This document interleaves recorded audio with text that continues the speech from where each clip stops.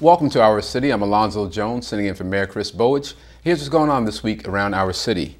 On Tuesday, September 29th at 1 p.m., Mayor Bowich will attend the Union County Elizabeth Kellogg Building ribbon cutting and dedication ceremony. The new building is located at 40 West Jersey Street here in Elizabeth. For more information, please call 908-820-9710. On September 30th at 11 a.m., Mayor Bowich will join members of the Polish community as well as Elizabeth residents for a flag-raising ceremony. The event will take place in front of City Hall. On October 1st, Mayor Bowich will attend the U.S. Conference of Mayors Fall Leadership Meeting in Seattle, Washington.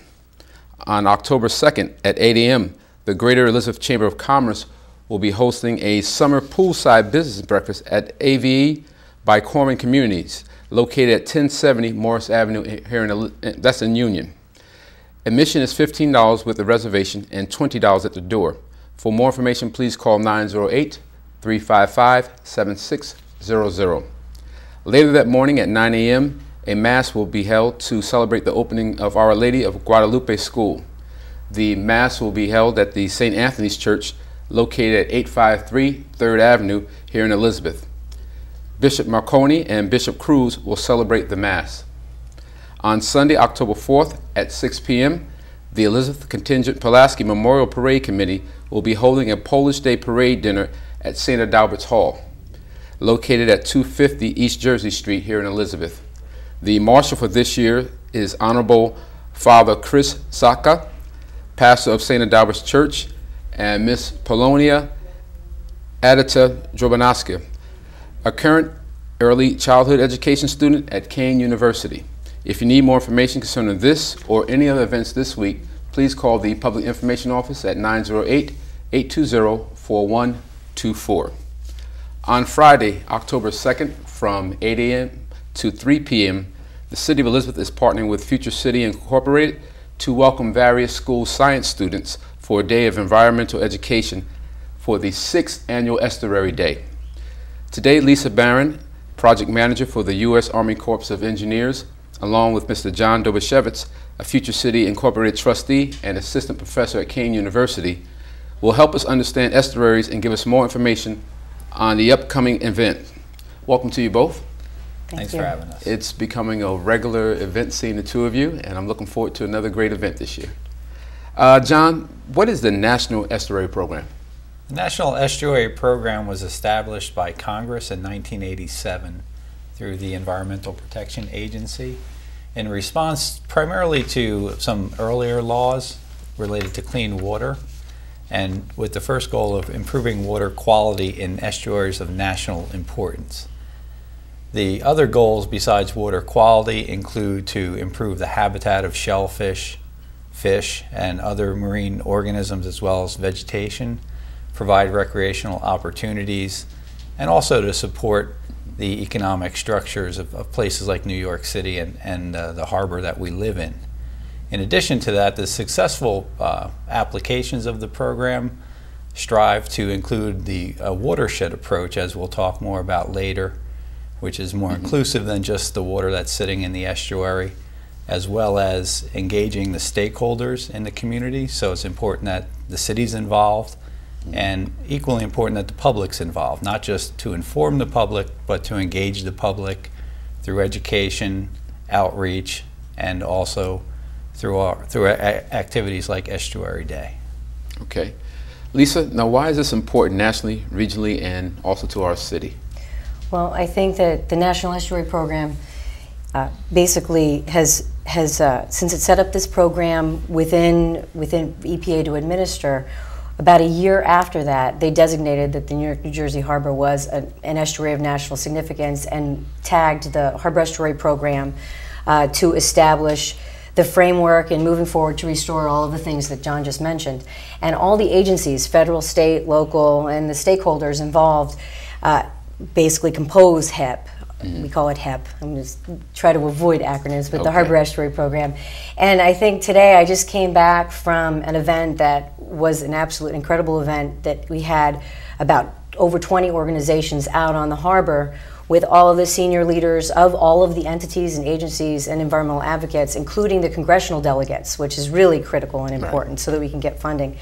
And to really renew a commitment to the restoration of the harbor.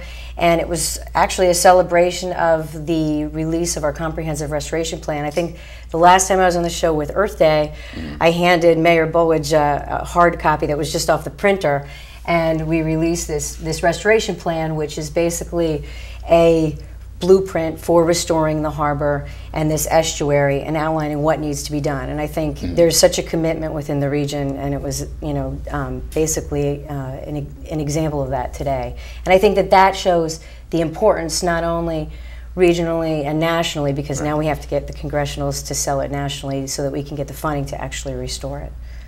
Now I have a question for the two of you.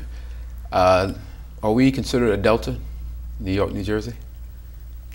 Well, if we want to go back to the definition of an estuary, it's an all-encompassing term for places where rivers meet the sea. Right. So deltas, by definition, mean that there's a landform associated with that junction. So there's sediments that are deposited. So from that perspective, it could be considered a delta, more broadly speaking.